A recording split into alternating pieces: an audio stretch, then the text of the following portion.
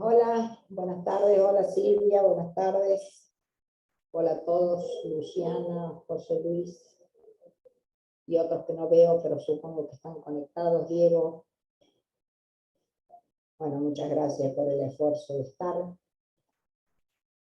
Me parece que, sin más trámite, lo que vamos a hacer es escuchar a la autora del proyecto en cuestión, que a mí personalmente me parece muy importante. Esto tal vez nos hace pensar lo que cada vez que hay elecciones, cada vez que va a haber un cambio o no de gobierno, pensar en que el Estado no es una entelequia, el Estado somos todos, que lo que se construye, lo que se invierte para que funcione el Estado, no es patrimonio ni de un partido, ni de un dirigente, ni mucho menos. Es de todos. De manera que yo al menos lo entendí desde ese lado del proyecto y desde ese lado me parece importantísimo, la protección de los activos digitales. De manera que, Silvia, por favor, adelante con la explicación que te parezca pertinente, así todos nos vamos interiorizando y podremos ir avanzando en un futuro inmediato en el tema. Muchas gracias. Buenas tardes, Sara, muchísimas gracias. Saludo a los colegas legisladores que se conectaron. Bueno, un poco el espíritu del proyecto es lo que adelantaba Sara en pensar esto de, más allá del nombre técnico que es muy extenso, pensar en el patrimonio digital como algo que es propiedad de todos los cordobeses. Así que esa es un poco la invitación de este proyecto. Yo preparé una presentación como para que lo puedan ir siguiendo, porque la parte técnica es un poquito extensa. Lo voy a ir pasando rápido, después compartimos la presentación, es sobre todo para aquellos que no hayan tenido la oportunidad de revisar el articulado, pero básicamente esta propuesta que viene a esta comisión, porque tiene que ver con ciencia y tecnología, lo que busca es avanzar en regular y crear una política pública provincial que regule el uso, la administración, la protección, el resguardo y el traspaso de los activos digitales gubernamentales. Vamos con la presentación. Bueno, vamos a ir pasando. En el artículo primero lo que hacemos es declararlos de interés provincial, porque así como los bienes materiales tienen ese reconocimiento que permite formar parte del dominio del Estado, no ocurre con todos los bienes inmateriales. Entonces, el primer paso es reconocerlos como tales, para en base a eso después poder crear un régimen de protección. Lo primero que quería señalar, y antes de seguir con el articulado, es agradecer a algunos académicos que han trabajado este tema, que lo han estudiado muy bien, y en cuyos estudios yo he basado la realización de este proyecto, ¿no? Más allá de que hay un proyecto presentado a nivel Congreso de la Nación que no logró convertirse en ley, también hay estudios académicos, entre ellos de Pablo Pérez Paladino, junto a otros autores que han investigado la temática, así que mi agradecimiento por eso. Pasando ya al artículo 2 del proyecto, como vemos, el objetivo puntual que tiene la ley es esto: garantizar el uso, administración, protección, resguardo y traspaso de los activos digitales gubernamentales, y acá vamos al detalle de qué está incluido o quiénes estarían a partir de la ley obligados a regularlo. Y así planteamos la inclusión de la administración pública provincial, tanto financiera como no financiera, centralizada y descentralizada en los tres poderes. Como vemos, hacemos un planteo bien amplio y abarcativo. Y la finalidad es múltiple, en tanto prevé evitar la pérdida de información pública, conservar los contenidos que ya se produjeron, realizar un traspaso de esos activos entre administraciones, por ejemplo, que siempre es uno de los puntos más sensibles, pero no es el único momento en que nos interesa proteger los activos digitales, y por supuesto garantizar el acceso a la información pública, la calidad institucional y la rendición de cuentas, que como todos saben son principios centrales que tenemos ya comprometidos a nivel nacional e internacional por respetar, más allá de estar en el ODS 16 también. Cuando alguien me preguntaba qué son los activos digitales, bueno, lo tenemos definido en el artículo 3, que acá nosotros avanzamos en incorporar algunas cuestiones que en los textos académicos que encontramos no estaban previstas.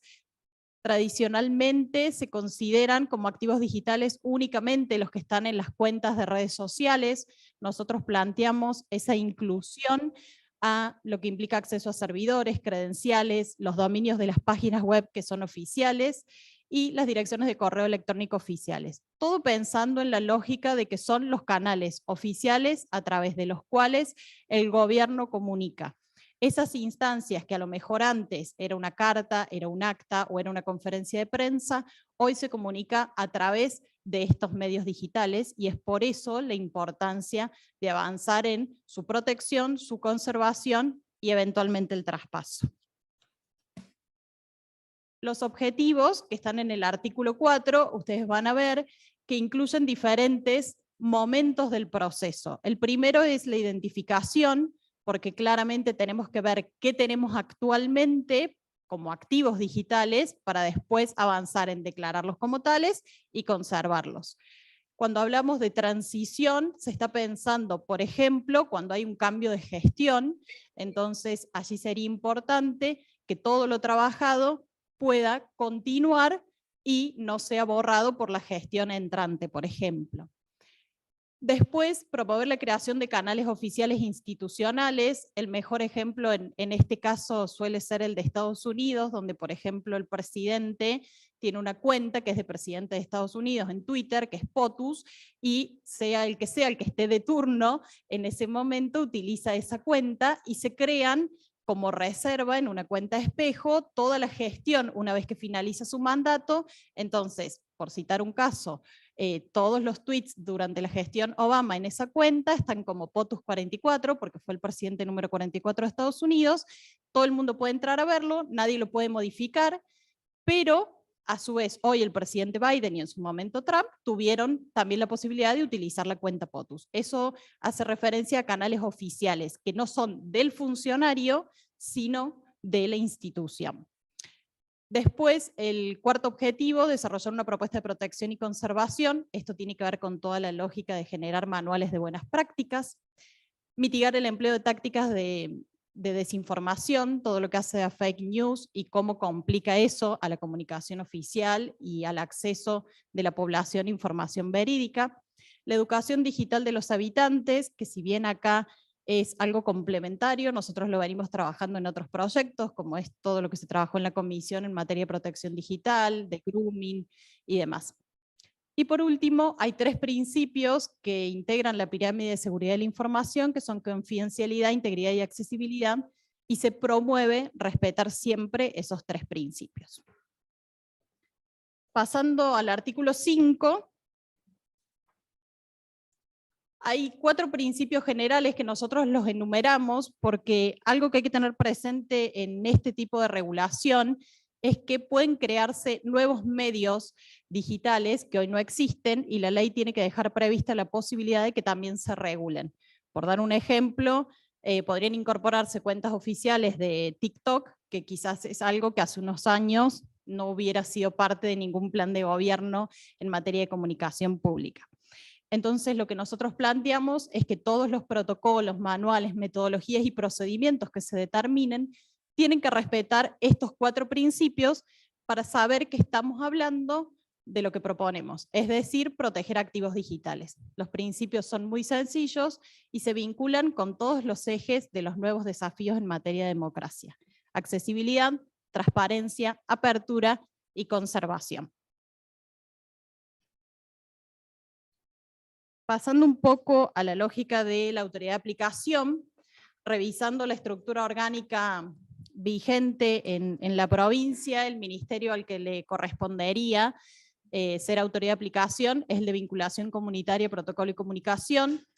Eventualmente, si otro organismo lo reemplaza, será la autoridad de aplicación, pero con la configuración actual, este es el ministerio al que le correspondería ser autoridad de aplicación.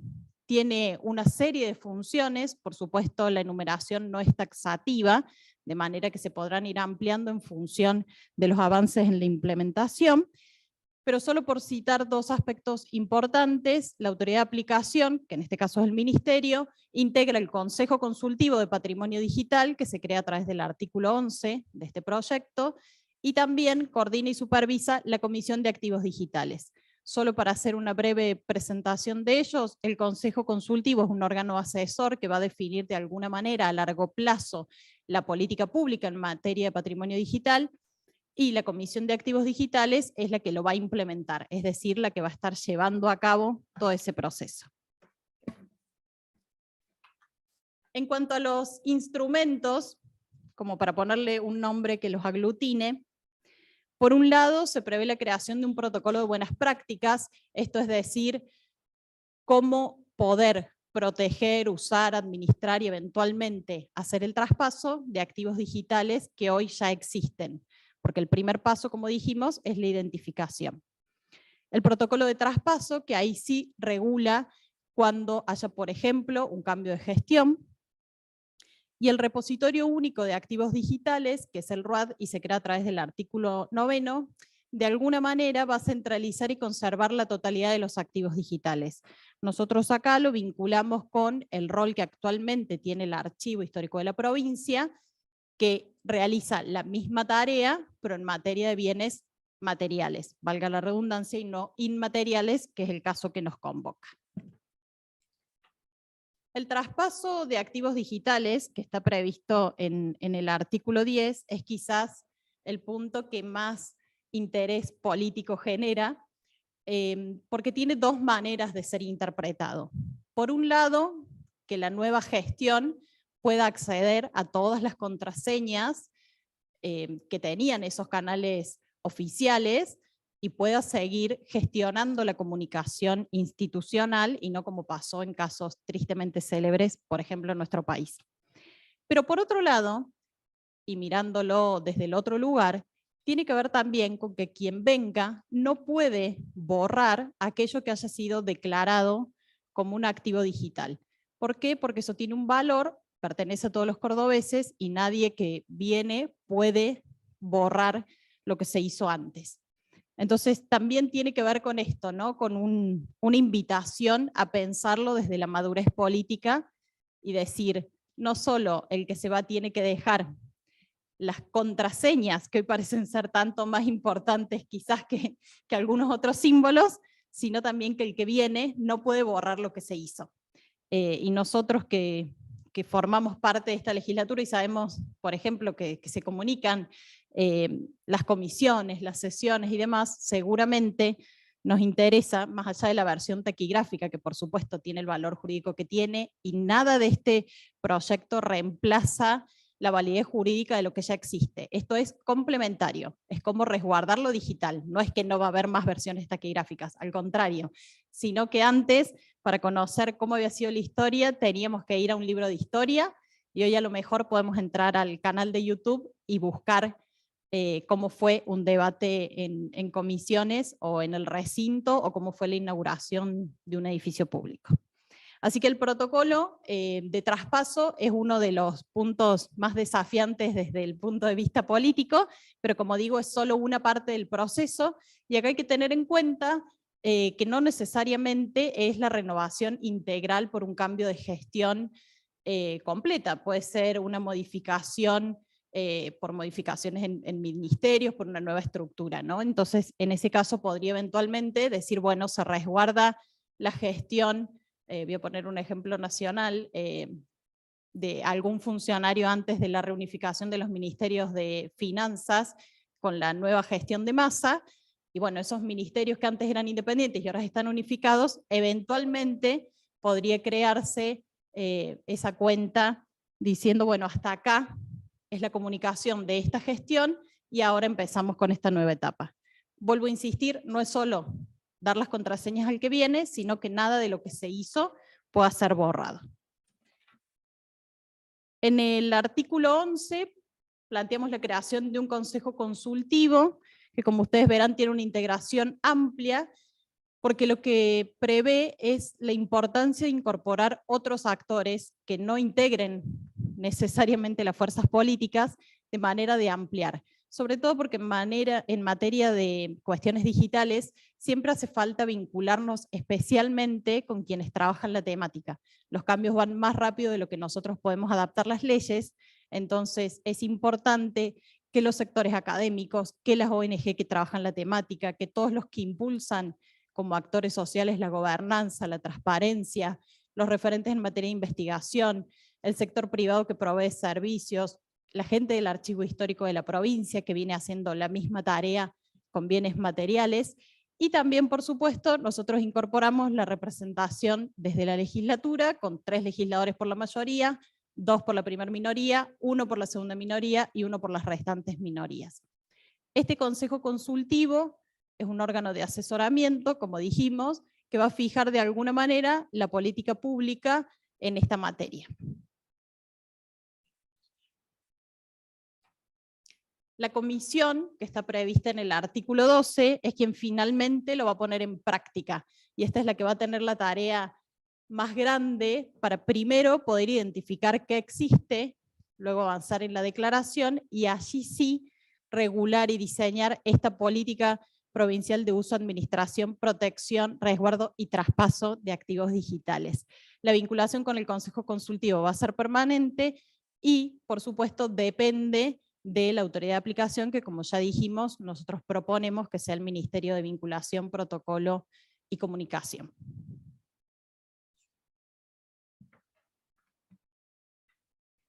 Acá planteamos la transición de gobierno y pensamos en la importancia de que esta comisión, que va a tener tarea desde el momento en el que, si todo va bien, se sancione esta ley, se reglamente y se ponga en marcha, se integre con igual cantidad de miembros que representen a la gestión saliente y a la gestión entrante, de manera de que esa transición de gobierno también sea digital. Sería algo así como la transición digital o del gobierno digital. En esa lógica pensamos que habría que equiparar la cantidad de representantes, tanto de quienes están como de quienes van a incorporarse.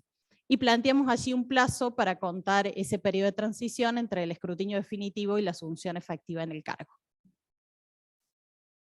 Algunas otras disposiciones genéricas, por supuesto las adecuaciones presupuestarias que sean necesarias y que tendrán que efectuarse a través del Ministerio de Finanzas. Las sanciones, porque entendemos que si no hay sanción, a veces queda en una lista de deseos o de expresión de buena voluntad.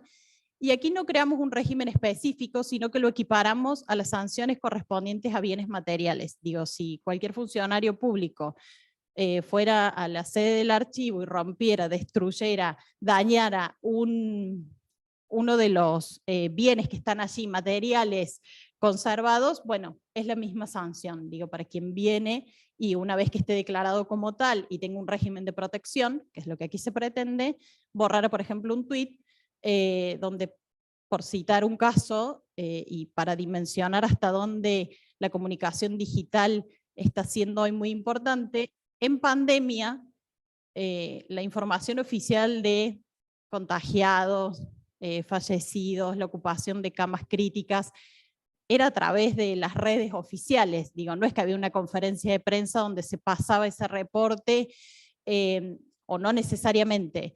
Entonces, es importante tener presente que esa información es la manera en que hoy se va contando la historia desde el gobierno. Y esa información no pertenece a los funcionarios de turno, sino justamente a los cordobeses. Planteamos un plazo de reglamentación de 120 días.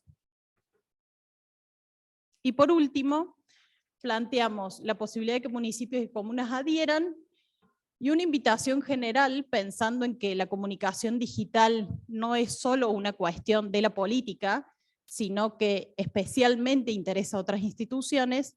En el artículo 17 dejamos la invitación para que otras instituciones, y enumeramos algunas, partidos políticos, colegios profesionales, podrían ser clubes, personas jurídicas públicas, instituciones sin fines de lucro y otras personas jurídicas privadas, puedan dictar normativas o al menos manuales, guías, de alguna manera protocolos que les permitan hacer ese resguardo de los activos digitales que, como decimos, no le corresponden a quien está al mando o bajo la dirección de esa institución en un determinado momento, sino a todos los que le integran.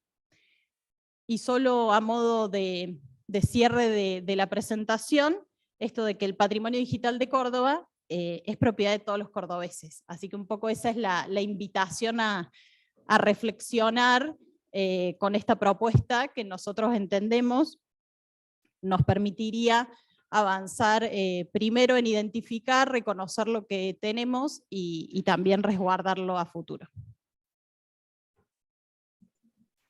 Muchas gracias, Silvia. Muy claro, clarísimo.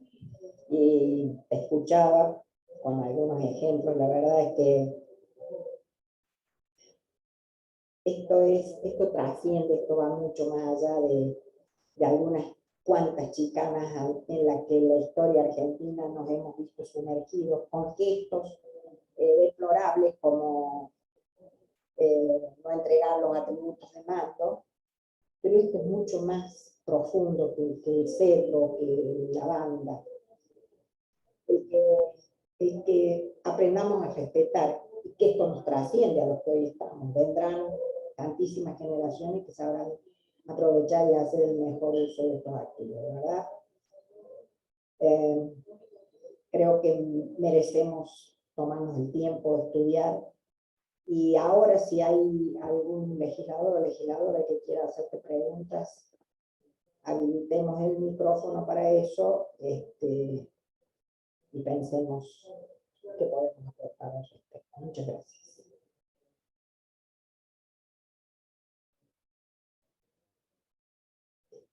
Gracias, Sara. Sí, coincido un poco la idea de esta presentación era contarles lo que habíamos pensado, que se inspira, como dije, en un proyecto de una senadora nacional que no logró ser ley, y el trabajo de Pablo Pérez Paladino y un par más de autores que trabajaron la temática, y también con la posibilidad, por supuesto, de escuchar todas las sugerencias, modificaciones, los expertos y demás que nos puedan asesorar. Bien. Cecilia. ¿Qué tal? Buenas tardes. La verdad que celebro que estemos tratando este tema importante, quizás no urgente, pero que nos atañe a todos, sin banderas políticas, y nos hace, como bien decían ustedes, tanto Sara como Silvi, aspirar a una mejor democracia, a una mejor gestión, ¿no? Porque pensando en la transición, sea la transición que sea, dentro del mismo color político u otro, poder seguir gestionando hacia la gente, ¿no? Con toda la generosidad que debe haber en el que toma la responsabilidad de una gestión pública. Así que, bueno, con el tiempo suficiente, con el tiempo que necesitemos para tratar esto, y ojalá podamos transformarlo en ley. Así que gracias, Silvi, por traer este trabajo tan claro, presentación tan clara en este momento. Así que, nada, eso quería expresarme. Gracias. Luciana. Hola, buenas tardes, ¿cómo están?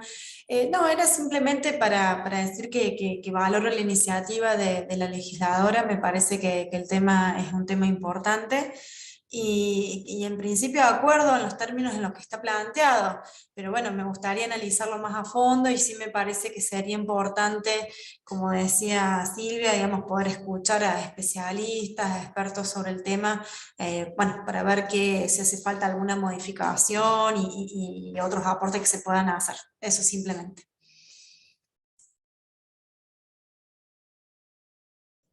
Gracias, Luciana. María Rosa.